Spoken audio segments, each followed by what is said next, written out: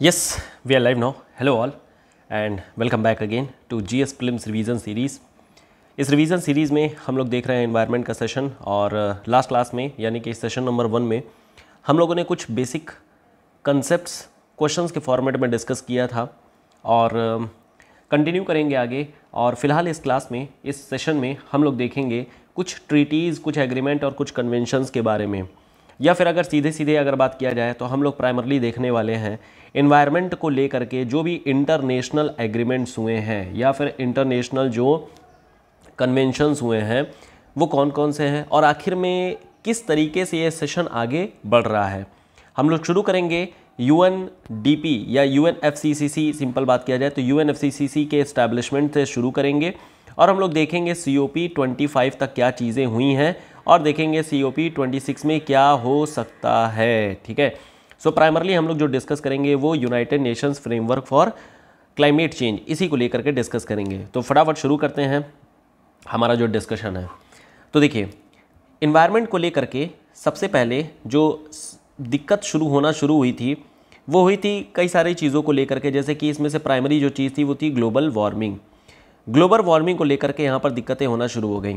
अब आपको ये एक बेसिक बैकग्राउंड तो आपको पता ही है कि इंडस्ट्रियल रिवोल्यूशन हुआ था और इंडस्ट्रियल रिवोल्यूशन के दौरान में अब यहाँ पर कोयले की खपत यानी कि जो कोल है उसकी खपत बहुत ज़्यादा होनी शुरू हो गई।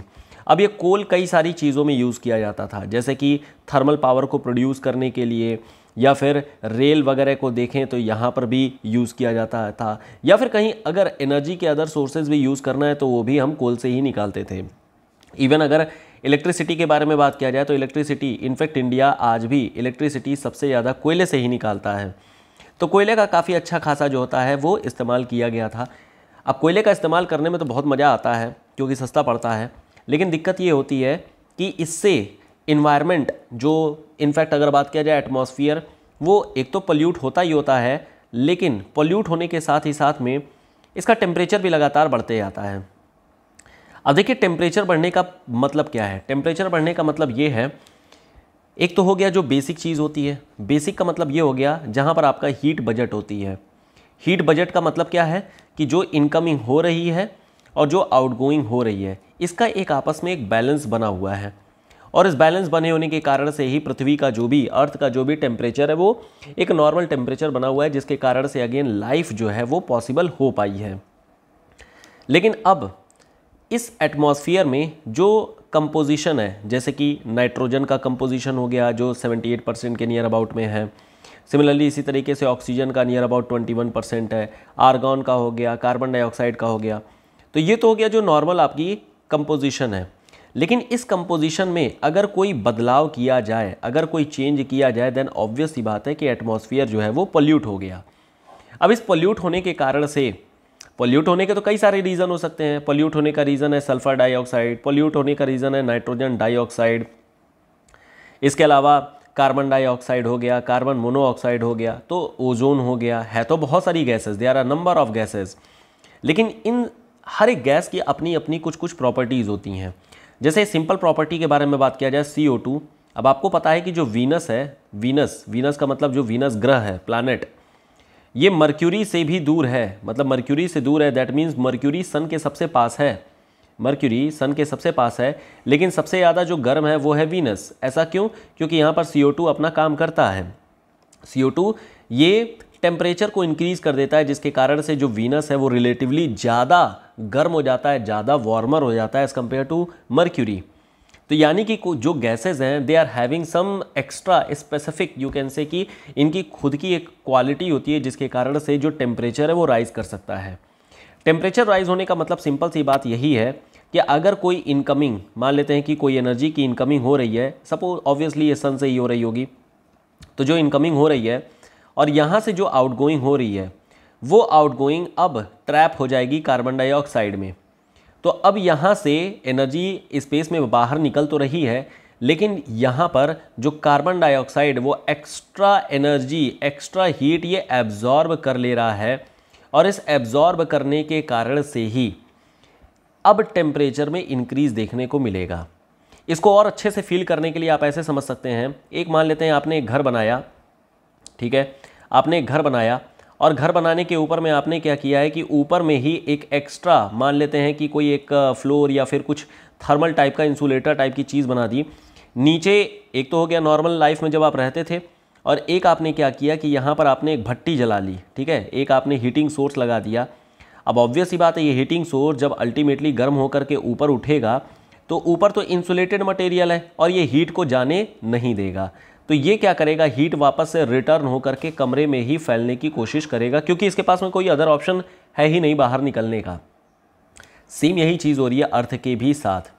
अर्थ के ऊपर में जो कार्बन डाइऑक्साइड है या फिर कुछ गैसियस कंपोजिशन कुछ इस तरीके से बन जा रही है जिसके कारण से हीट जो निकल जानी चाहिए थी बाहर स्पेस में वो नहीं निकल पा रही है, और इस कारण से जो अर्थ है उसका टेम्परेचर लगातार बढ़ते जा रहा है। अब अर्थ का टेम्परेचर जो इंक्रीज़ करते आ रहा है, इस इंक्रीज़ करने के कारण से ऑब्वियस सी बात है there are number of problem that are going to occur. Number of problem हो सकती है। सबसे बड़ी प्रॉब्लम तो आ जाएगी sea level rise. Sea level rise क्यों होगा? क्योंकि सिंपल सी बात है, ग्लेशियर्स जो है वो मेल्ट करेंगे। ग्लेशियर्स मेल्ट करेंगे। ग्लेशियर्स मेल्ट करने के कारण से तमाम दिक्कतें, पहली बात जो पोल का इलाका है वहाँ पर बायोडाइवर्सिटी का लॉस हो जाएगा, क्योंकि वहाँ पर जो बायोडाइवर्सिटी है वो उसी अकॉर्डिंग में उसी हिसाब से बनी हुई है। दूसरी चीज़, कई सारे आइलैंड नेशंस हैं वो अब क्या करेंगे, डूब जाएंगे। तो कई सारे आइलैंड नेशंस, इनफैक्ट ये स्मॉल आइलैंड नेशंस इनको बोला जाता है, they are going to submerge. ये सबमर्ज हो जाएंगे, और सबमर्ज हो जाएंगे तो सिंपल सी बात है जो भी यहाँ पर देश हैं, जैसे कई सारे देश हैं, कॉमोरोस हो गए या फिर इनफैक्ट मुंबई भी हमारा, ठीक है, वो भी डूब सकता है, इतनी ज़्यादा पॉसिबिलिटी है। दूसरा तो सिंपल सी बात है हीटिंग। हीट इतना ज़्यादा हो जाएगा कि अल्टीमेटली हमें हीट वेव टाइप की कंडीशन देखने को मिलेगी in near future.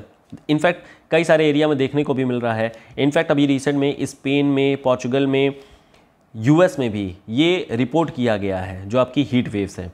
So obvious ही बात है जो टेम्परेचर इंक्रीज़ है वो अपने आप में बड़ी दास्तां है और अपने आप में एक बड़ी प्रॉब्लम है। तो there are number of problem with respect to green house gases, और you can say the increase of this temperature.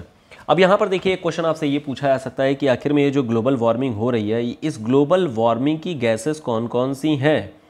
तो ग्लोबल वार्मिंग की गैसेस आप लोग ध्यान रखिएगा, सारी गैसेस नहीं है, कुछ गैसेस हैं, जैसे कि ओजोन, ठीक है, ओजोन हो गया। ओजोन का मतलब जो स्ट्रेटोस्फीयर वाली नहीं, ओजोन जो सरफेस पे है, या फिर अगर सिंपल भाषा में बोला जाए जो ट्रोपोस्फीयर वाली जो ओजोन है, ये ग्लोबल वार्मिंग की गैस है। इसके अलावा कार्बन डाइऑक्साइड हो गया। इसके अलावा हाइड्रोजन मॉलिक्यूल, यानी कि जो वाटर के मॉलिक्यूल्स हैं ये भी हैं। वाटर वेपर हो गया, इनफैक्ट वाटर वेपर। अब देखिए जो वाटर वेपर होता है ये सबसे ज़्यादा खतरनाक होता है, क्योंकि इसका जो परसेंटेज है एटमॉस्फेयर में वो बहुत ज़्यादा है, परसेंटेज इसका काफ़ी हाईएस्ट है। लेकिन ये बहुत ज़्यादा प्रॉब्लम नहीं है, क्योंकि बहुत ही शॉर्ट टाइम के लिए ये होल्ड करके रखता है, शॉर्ट टाइम के लिए केवल और केवल ये एनर्जी को होल्ड करता है, तो लंबे समय के लिए नहीं है। लेकिन जो सबसे ज़्यादा खतरनाक चीज़ें हैं वो हैं हाइड्रोकार्बन। जैसे हाइड्रोकार्बन हो गया, हाइड्रोकार्बन में मेनली क्या हो जाती है, जैसे मीथेन गैस। तो जो मीथेन है ये बहुत डिज़ास्ट्रस है, क्योंकि ये काफ़ी ज़्यादा एनर्जी सोख करके एब्जॉर्ब करके रखे रहती है। इसके अलावा कुछ फ्लोरिनेटेड गैसेज हैं।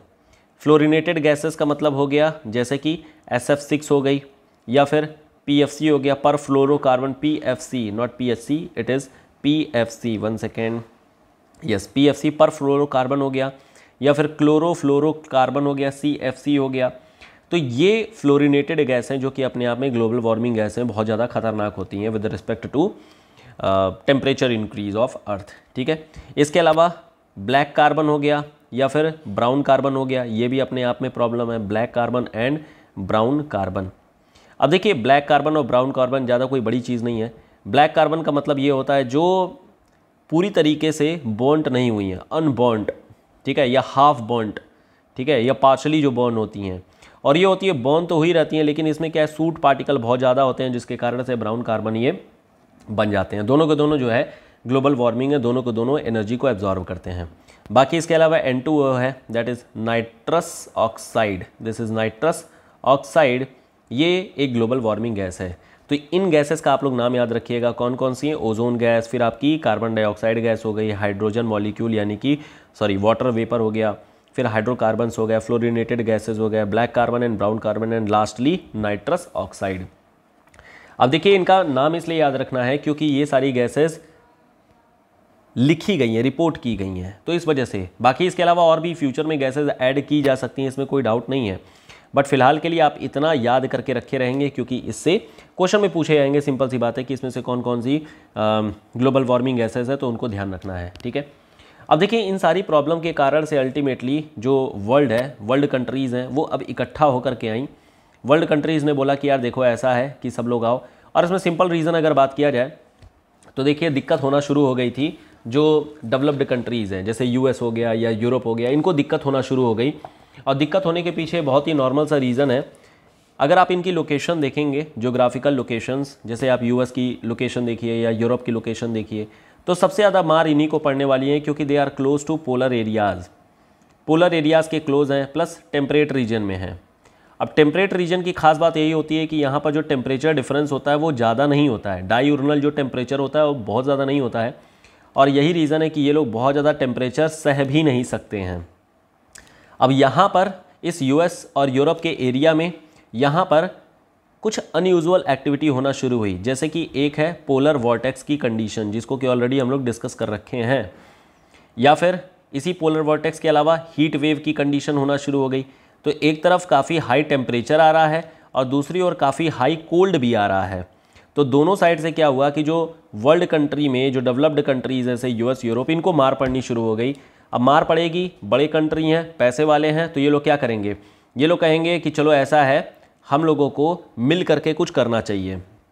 तो डेवलप्ड वर्ल्ड जो है वो ये कहेगा कि चलो ऐसा है कि हमें मिल करके करना चाहिए। किससे बोलेगा, जो डेवलपिंग नेशंस हैं एंड जो लीस्ट डेवलप्ड नेशंस हैं, लीस्ट डेवलपिंग नेशन या फिर लीस्ट डेवलप्ड जो नेशंस हैं, उनको बोला कि चलो ऐसा है, मिल करके काम करते हैं। हमारे यहाँ पर दिक्कत ये है कि जो डेवलपिंग और लीस्ट डेवलप्ड नेशन के लोग हैं बड़े जल्दी मोटिवेट हो जाते हैं, चलो चलो चलो यूएस के साथ बैठने को मिलेगा। तो इन लोगों ने क्या किया, चलो ठीक है मिल करके आते हैं। खैर it is very good, again very good step कि सब लोग मिल करके आए, क्योंकि देखिए कंट्री की बॉर्डर होती है, पॉलिटिकल बॉर्डर्स होते हैं, लेकिन इन्वायरमेंट का कोई बॉर्डर नहीं होता है। कोई काम अगर यूएस में किया जाएगा तो उसका फ़र्क इंडिया में भी पड़ेगा, और अगर इंडिया में किया जाएगा तो यूएस में भी फ़र्क पड़ेगा। तो दोनों के जो बॉर्डर्स हैं obviously they are same, and पृथ्वी पे कोई बॉर्डर ऐसा जो है एटमॉस्फेरिक बॉर्डर नहीं होता है कि हमारे यहाँ पर किया गया जो भी ग्रीन हाउस गैस एमिशन है वो केवल इसी इलाके में रहेगा, ऐसा नहीं है। तो इन सब चीज़ों को देखते हुए अल्टीमेटली 1972 में एक बड़ा प्रोग्राम होता है जिसका नाम है Stockholm summit. This is Stockholm summit. अब ये जो स्टॉकहोम डिक्लेरेशन या स्टॉकहोम समिट जो भी आप कहें, ये पहला इन्वायरमेंट को लेकर के फर्स्ट टाइम ऐसा कुछ कह सकते हैं कि एक कॉन्फ्रेंस हुआ। इस कॉन्फ्रेंस को बोला जाता है UN, United Nations conference on, this is United Nations conference on human environment, this is human environment. पहली बार वर्ल्ड कंट्री मिल करके आया और उन्होंने ये कहा कि यार ऐसा है कि हमें इन्वायरमेंट हमारा बहुत ज़रूरी चीज़ है और इन्वायरमेंट को ऑब्वियसली हमें प्रोटेक्ट करके रखना पड़ेगा। अब प्रोटेक्ट करके रखने के लिए सबसे अच्छी चीज़ यही होती है कि इसको पहले मॉनिटर किया जाए, इस पर बातचीत की जाए। तो मॉनिटर और बातचीत करने के लिए सबसे पहले एक बॉडी बनाने की बात कही गई कि ऐसा है कम से कम एक इंडिपेंडेंट बॉडी बना लेते हैं जो कि इन सारी चीज़ों को कम से कम देखे, इन सारी चीज़ों को अल्टीमेटली जो होता है एक कह सकते हैं कि मॉनिटर करने की बात करे।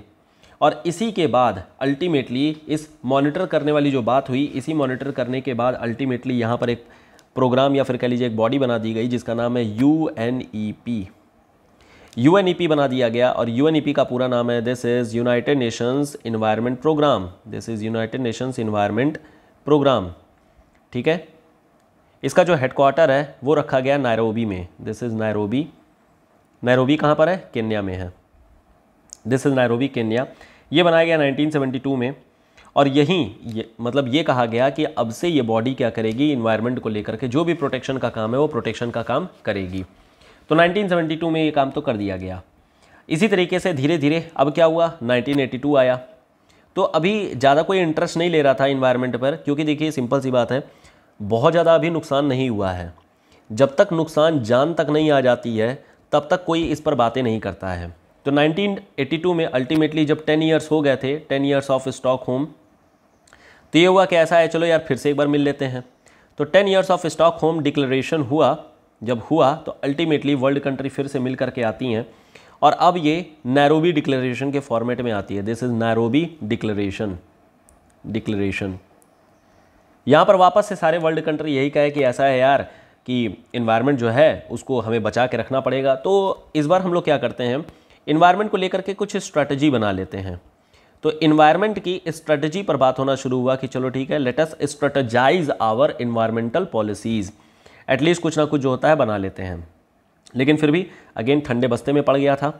1987 में फिर इसी तरीके से एक समिट होती है, दिस इज़ ब्रुंटलैंड समिट या ब्रुंटलैंड रिपोर्ट भी आप इसको बोल सकते हैं। यहाँ पर अल्टीमेटली ये कहा गया कि यार इन्वायरमेंट जो है, इन्वायरमेंट क्या, in fact this was basically for resource depletion को लेकर के ये मीटिंग बेसिकली की गई थी। यहाँ पर ये कहा गया कि देखो ऐसा है कि रिसोर्सेज आर लिमिटेड एंड जिस स्पीड से हम लोग इसको कंज्यूम कर रहे हैं, बहुत ही जल्द ये जो रिसोर्स है वो डिप्लीट हो जाएगा, और डिप्लीट हो जाएगा तो फिर फ्यूचर में आने वाली जनरेशन के लिए तो यार पता ही नहीं क्या चीज़ है, डायनासोर क्या होता है पता ही नहीं रहेगा। तो रिसोर्स को डिप्लीशन को हमें बचाने के लिए हमें क्या करना होगा कि सस्टेनेबल डेवलपमेंट करनी होगी। दिस इज सस्टेनेबल डेवलपमेंट, और first time ever sustainable development world जो है ये अब फ्रेम में आया। इस ब्रुंटलैंड रिपोर्ट में एक रिपोर्ट पब्लिश की गई जिसमें कहा गया our common future, this is our common future.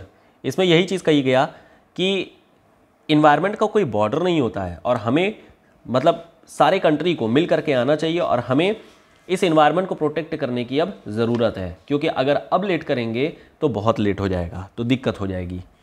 तो 1987 के बाद से आप ये बोल सकते हैं कि जो इन्वायरमेंट है उसमें थोड़ी तेज़ी आई, और तेज़ी इस कदर आई कि 1992 में फिर अल्टीमेटली एक बहुत बड़ी समिट होती है रियो दे जनेरियो ब्राज़ील में।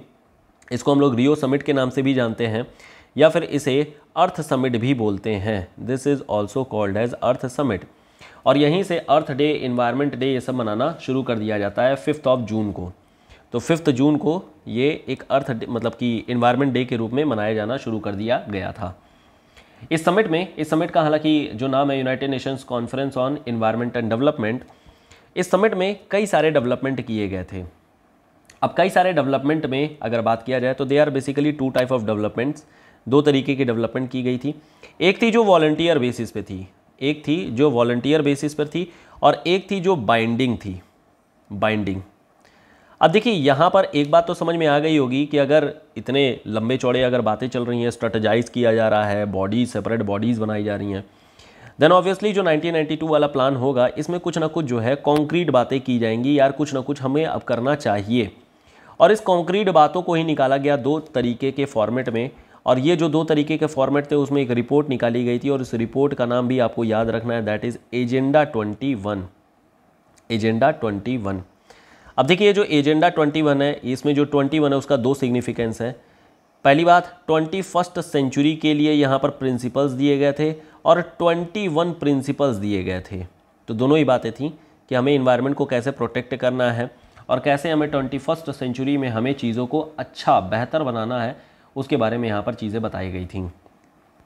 अल्टीमेटली यहाँ पर अब इन्वायरमेंट को लेकर के कुछ सिग्निफिकेंट स्टेप्स आए थे, और सिग्निफिकेंट स्टेप में जो बाइंडिंग स्टेप्स थे उसमें बोला गया कि ऐसा है, there are 3 type of problems basically. एक है जो ग्लोबल वार्मिंग की है, दूसरी जो प्रॉब्लम है वो बायोडाइवर्सिटी लॉस की है, और तीसरी जो प्रॉब्लम है वो प्रॉब्लम है आपकी डेजर्टिफिकेशन की। डेजर्टिफिकेशन, तीनों के लिए सेपरेट बॉडी बना देते हैं ताकि वो क्या करेगी, मॉनिटर करना शुरू करेगी। ग्लोबल वार्मिंग को लेकर के बॉडी बनाएगी जिसका नाम है UNFCC, United Nations framework to combat this to climate change basically. Biodiversity के लिए बनाया गया UNCBD, convention to biological diversity. फिर उसके बाद से डेजर्टिफिकेशन के लिए बनाया गया UNCCD, and this is combat to control, या फिर किसी तरीके से अल्टीमेटली डेजर्टिफिकेशन को कंट्रोल करने की यहाँ पर बातें कहीं कहीं। तो ये 3 चीज़ें थी जो बाइंडिंग थी, और ये कहा गया कि यार इसे तो करना ही करना है। कुछ वॉलंटियर बातें भी कही गई, उसमें था फॉरेस्ट कंजर्वेशन को लेकर के। तो यहाँ पर यही चीज़ कही गई कि हमें फॉरेस्ट को लेकर के भी कुछ प्रिंसिपल्स बना लेने चाहिए। We need to again conserve the forest also, तो फॉरेस्ट को कंजर्व करने की बात भी कही गई थी। इसके अलावा बाकी तो एजेंडा 21 है ही कि हमें क्या आगे प्रोग्रेस करना है। तो ये 2 भी अगेन प्राइमरी चीज़ें थीं, लेकिन ये वॉलंटियर बेसिस पे था कि हमें ये काम करना है। बाकी बाइंडिंग नेचर में UNFCCC और UNCCD और UNCCD ये 3 चीज़ें बना दी गई थी। अब देखिए 1992 सिग्निफिकेंट इसलिए हो गया क्योंकि अब ग्लोबल वार्मिंग को कंट्रोल करने के लिए एक अलग तरीके से हमारे पास बॉडी थी जिसमें अब ये सेपरेटली अपना काम करेगी, जो है UNFCCC। सिमिलरली इसी तरीके से बायोडाइवर्सिटी को लेकर के UNCCD बन गया और डेजर्टिफिकेशन को लेकर के UNCBD एंड CCD बन गया। अब ये जो ग्लोबल वार्मिंग है UNFCCC ये अपना सेपरेट कॉन्फ्रेंस करना शुरू कर दिया ताकि ग्लोबल वार्मिंग को कैसे कॉम्बैट करना है, कैसे हमें बचना है, कैसे बचाना है, इसके बारे में बातें होनी शुरू हो गई। और इसकी जो सेपरेट मीटिंग है, जो कॉन्फ्रेंस, मतलब कि जितने भी पार्टीज़ हैं, जितने भी मेंबर्स हैं, जितने भी लोग हैं, अल्टीमेटली जो बन के आए वो अल्टीमेटली यहाँ पर एक कह सकते हैं कि मीटिंग के दौरान में आते हैं, मतलब यहाँ पर मिल करके आते हैं और फिर ग्लोबल वार्मिंग को डिस्कस करते हैं कैसे करना है। इसमें जो पार्टीज़ हैं उनको बुलाता है COP, conference to parties. Basically जो भी मेंबर्स हैं उनको ये बोला जाता है। अब ये जो UNFCCC है, that is framework convention on climate change, इसका जो हेडक्वार्टर है या फिर सेक्रेटेरिएट है ये आपका है बॉन में। बॉन कहाँ पर है? जर्मनी में है। ठीक है, बॉन जर्मनी में इसका हेडक्वार्टर है। अब अल्टीमेटली ये 1992 में बना तो दिया गया, चलो ठीक है, लेकिन इसकी जो मीटिंग है वो मीटिंग स्टार्ट होती है 1994-95 से बेसिकली। तो 1995 में सबसे पहली मीटिंग होती है और वो होती है बर्लिन में। बर्लिन में सिंपल सी बात है, नॉर्मल सी ही रहेगा कि डिस्कशन कर लेंगे कि हाँ ठीक है, मिल करके आ गए हैं, बहुत बढ़िया, चलो ठीक है, अब हम लोग आगे ग्लोबल वार्मिंग पे बातें करेंगे। तो यहाँ पर तो बेसिक मीटिंग हुई थी। इनफैक्ट शुरुआत के दिनों में कुछ खास डेवलपमेंट नहीं होती है। पहली बर्लिन जर्मनी में खुद ही हो जाती है और दूसरी मीटिंग होती है आपकी 1996 में, that is in Zurich. Zurich में मीटिंग होती है स्विट्ज़रलैंड। ठीक है, दिस इज़ स्विट्ज़रलैंड। लेकिन इन सब में जो बड़ी मीटिंग या फिर कहा जाए कि जो सिग्निफिकेंट डेवलपमेंट निकल करके आता है वो आता है 1997 के दौरान में, और ये होती है क्योटो प्रोटोकॉल के फॉर्मेट में। This is Kyoto protocol, Kyoto Japan. ठीक है, यहाँ पर जो भी डेवलपमेंट्स आई they are binding in nature, they are binding. अब देखिए क्योटो इम्पॉर्टेंट क्यों है। हम लोगों ने इनफैक्ट जब देखा 1992 में जब एजेंडा 21 निकाला गया था तो उसमें ये बोला गया था कि 21st सेंचुरी तक हमें क्या करना है कि कुछ ना कुछ एक बड़ा डेवलपमेंट करना है। ठीक है, बड़ा डेवलपमेंट मतलब कि हमें जो ग्लोबल वार्मिंग है उस प्रॉब्लम को सॉल्व करना है। क्योटो प्रोटोकॉल ने यहाँ कुछ तरीके बताए, इनफैक्ट हम ये कह सकते हैं कि कुछ एग्रीमेंट्स और कुछ कन्वेंशंस बताए जिसके बेसिस पर हम लोग इस ग्लोबल वार्मिंग की प्रॉब्लम को सॉल्व कर सकते थे। इनफैक्ट ये बोला गया कि हमें 1990 का जो लेवल है, 1990 का जो लेवल है, जो ग्रीन हाउस गैस का लेवल है, जितना एमिशन हम लोग करते हैं उससे 5% हमें रिड्यूस करना है। अब रिड्यूस करना है, कब तक रिड्यूस करना है? बाय 2012। अब इस क्योटो प्रोटोकॉल में बेसिकली 2 फेजेज आए। इसमें एक फेज़ था फेज़ 1 जो कि 2008 से लेकर के 2012 तक के लिए था, और दूसरा है फेज़ 2 और जो कि 2012 से लेकर के 2020 तक के लिए है, 2020 तक के लिए। तो अब आपसे ये क्वेश्चन आ सकता है कि 1997 से लेकर के 2008 के बीच में यहाँ पर क्या चीज़ है? ये तो खाली खाली जा रहा है। एक्चुअल में खाली खाली नहीं जा रहा है। यहाँ पर सीन ये है कि क्योटो प्रोटोकॉल में जो भी बातें हुई थी पहले उसको मनवाना भी तो है सारे कंट्री को। ऐसा तो है नहीं बस प्रोटोकॉल बना दिया और चलो ठीक है सब कुछ बढ़िया है। इन्वायरमेंट एक ऐसा सेगमेंट है जहाँ पर कंट्रीज़ जनरली मानती नहीं है। इनफैक्ट जो कैपिटलिस्ट कंट्रीज़ हैं वो ये मानती ही नहीं है कि इन्वायरमेंट भी कोई चीज़ होती है, लेकिन जो सोशलिस्ट हैं they consider environment as their specific and very important thing. तो इस वजह से मनवाना भी काफ़ी इंपॉर्टेंट था। प्लस क्या करेंगे, क्या स्टेप्स होंगे, कौन से प्रिंसिपल्स फॉलो किए जाएंगे, कैसे किए जाएंगे और क्या यहाँ पर हमें एक्शंस लेने होंगे, उन सब के बारे में अल्टीमेटली क्योटो में ही सारी बातें होनी शुरू हुई। तो जो 2008 वाले का जो दौरान था यहाँ पर कई सारी कंट्रीज़ थी। इनफैक्ट इंडिया ने भी जो होता है रेटिफाई किया था, इसमें कनाडा ने भी रेटिफाई किया था। लेकिन जो सेकेंड टाइम था कनाडा यहाँ से फिर बाहर चला गया, कनाडा ने रेटिफाई नहीं किया। केवल फेज़ 1 को ही लेकर के कनाडा ने फॉलो किया है, बाकी इसके बाद से कोई और चीज़ फॉलो नहीं किया है। अब हम लोग जरा बातें कर लेते हैं आखिर में क्योटो प्रोटोकॉल में ऐसा क्या खास बात क्या है। क्योटो प्रोटोकॉल में, क्योटो प्रोटोकॉल बहुत ही मतलब अभी तक का सबसे बेहतरीन कह सकते हैं क्योंकि इनिशियल स्टेज का था, शुरुआती दिनों का था। तो चलिए ठीक है, अब यहाँ पर सबसे पहले देख लेते हैं कि 2008 से लेकर के 2012 का ये है आपका फेज़ 1 और दूसरा फेज़ है आपका, एक सेकेंड यार, फेज़ 1 है ये, और दूसरा फेज़ है आपका 2012 से लेकर के 2020 तक के लिए, फेज़ 2। दोनों में अगर आप देखेंगे तो बेसिकली 2020 तक का प्लान तो हो गया है सेट, प्लान हो गया है, प्लान टिल 2020 तक का हो गया। 2020 के आगे क्या होगा वो अभी बाद में देखेंगे। इनफैक्ट उस समय भी यही हुआ था कि 2020 के बाद में जो होगा देखा जाएगा। फिलहाल अभी के बारे में बताइए क्या बातें हैं। तो सबसे पहले तो आपको ये डिफाइन करना पड़ेगा कि आखिर में जो ग्लोबल वार्मिंग है, ये ग्लोबल वार्मिंग के लिए पहले बताइए गैसेस कौन कौन सी हैं। तो पहले लिस्ट किया गया कि गैसेस कौन कौन सी रहेंगी। तो गैसेस के लिए CO2 हो गया, ये सबसे इम्पॉर्टेंट प्राइम चीज़ यही थी। इसके अलावा मीथेन हो गया, इसके अलावा फ्लोरिनेटेड गैसेस हो गई, फ्लोरिनेटेड गैसेस जैसे कि SF6, PFC पर फ्लोरोकार्बन, इसी तरीके से आपकी जो SF6 हो गया, ठीक है। और इसके अलावा नाइट्रस ऑक्साइड के बारे में बोला गया। तो ये हमारे पास कुछ गैसेस थी जो कि बेसिकली ग्लोबल वार्मिंग गैसेस थी। इन ग्लोबल वार्मिंग गैसेस के बाद में अब कहा गया कि यार इसको हमें एमिशन, इनका जो एमिशन है, इस एमिशन पर हमें कट लगाना है। तो कट लगाने के लिए अब क्या तरीके होंगे, कैसे होंगे, इसके लिए क्योटो ने बड़ा ही अच्छा एक सिस्टम निकाला। इस सिस्टम में इसने बोला कि पहले तो हमें क्या करना होगा कि जो कंट्रीज़ हैं उनको कैटेगराइज करना होगा, कैटेगराइज द कंट्रीज़। और कैटेगराइज करने के लिए इन्होंने 3 तरीके के कैटेगरी निकाली। एक को बोला जाता है Annex 1 कंट्री, एक सेकेंड यार फिसल गया, हाँ। तो एक कंट्री को बोला गया जो कि Annex 1 कंट्री हैं, दूसरी हैं Annex 2 कंट्री, दिस इज एक सेकेंड फिर से गड़बड़ हो गया, Annex 2 कंट्री। फिर बोला गया जो नॉन एनेक्स कंट्रीज़ हैं, और लास्टली बोला गया LDC। LDC का मतलब सिंपल है, जो लीस्ट डेवलप्ड नेशंस हैं, लीस्ट डेवलप्ड नेशंस, ठीक है, लीस्ट डेवलप्ड नेशंस या फिर लीस्ट डेवलप्ड कंट्रीज, जो भी बोलना चाहें, बात एक ही है।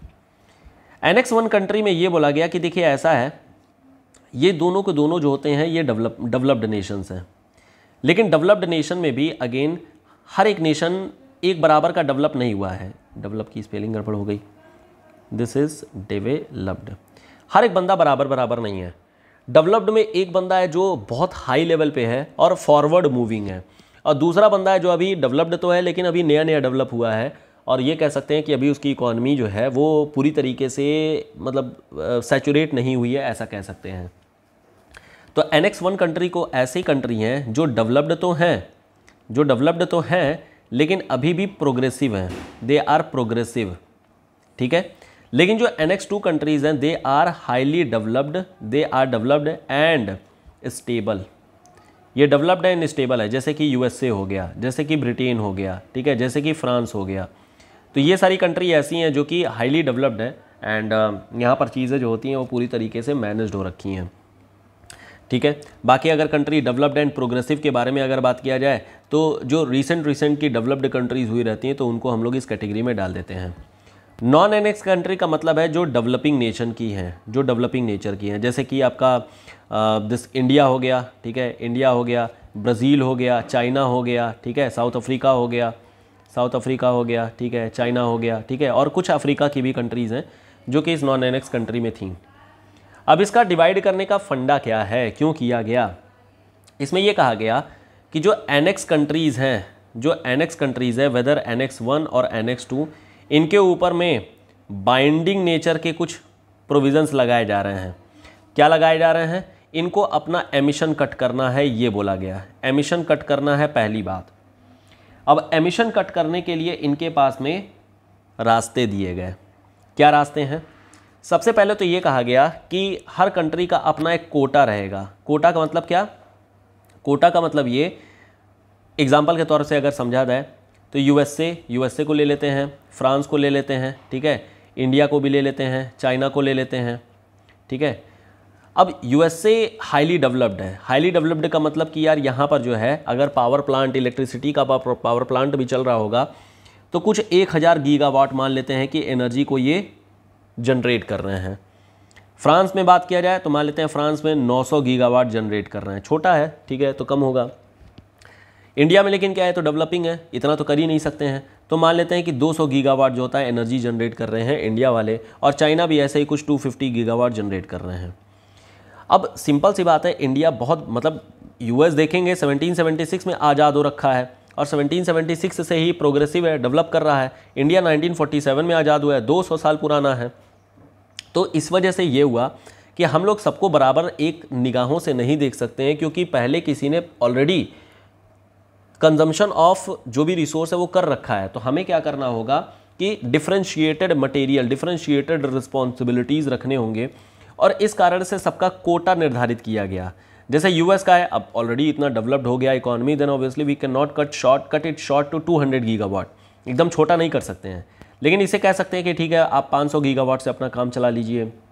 फ्रांस को बोला गया कि आप छोटे हैं, आप 300 गीगावाट से काम चला लीजिए। इंडिया को बोला गया चलो ठीक है तुम जो है 250 गीगावाट से अपना काम चला लेना, और चाइना को बोला गया कि चलो ठीक है तुम अपना 270 गीगावाट से काम चला लेना।